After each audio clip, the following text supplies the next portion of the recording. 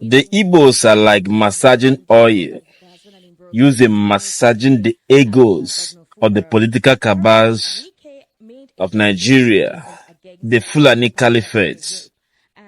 The Igbos are the oil used in massaging them. And the Igbos are the grace at which skyrocket any politicians from the southeast who wants to get a place in the heart of the Fulani Caliphate. I will explain. You see, as a content creator, as a blogger, if you want to have a traffic, if you want to grow your page so fast, if you want to get supporters, views, comment and like, just criticize the Christianity. Criticize both the fake and real men of God who are doing the work of God. You get followers. What I say that Igbos are like massaging oil, and the grace that follows any politicians from the southeast who wants to make it to the top. You see, this statement you are seeing here is a statement credited to Wike, the former governor of Rivers State, serving this saga of multi-billion naira estates in Demolition in Abuja, claiming that it's an illegally acquired. How can such massive land be given to an Igbo man? Now, this has exposed Wike of his tension, what he has in mind against the Igbos.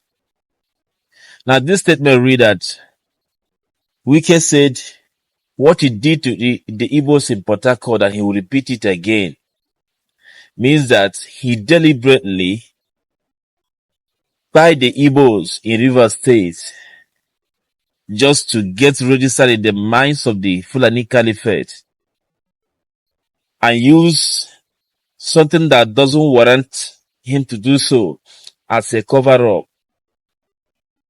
And he killed thousands of Igbo youths, chased out Igbos from portharcut, and he's proud enough to say that he will repeat it again.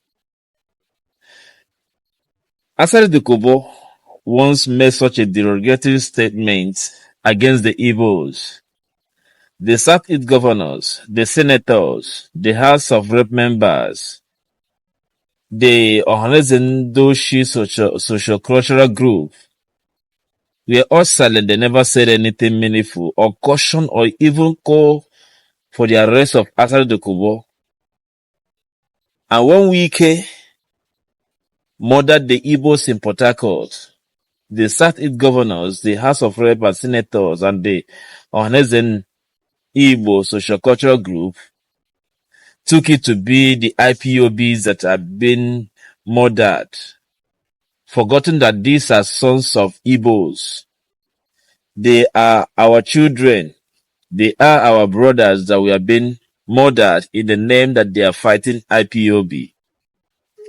And they forgot that IPOB is just like a family, or it is a family, that whether you like it or not, current or concern, as an Igbo son, if tomorrow IPOB emerges, definitely you'll be a part of that family. You can never exonerate yourself from it. And Wike wreaked heavy havoc against the Igbos in Rivers State, and nobody protested against it. Nobody said anything against it. The Igbo business were destroying Lagos. The Ohanezendoshi and the traditionals and the rest of them. We only a Chihuahua dog that can only bark, and never bite. This is what gave Wike the ego, the effrontery, the audacity to step into a land that is legally acquired by an Igbo son to run his business in the country that they claim they are one. And Wike went ahead to destroy it, demolish it, violated the court order, and Igbos are silent. The senators are silent. The House of Rep members are silent. They say that injury to one is an injury to all.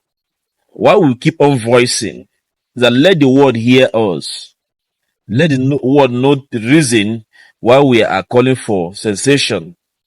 That a country they claim that we are part of, that doesn't welcome us, that doesn't like our progress, that doesn't like to associate with us in any manner.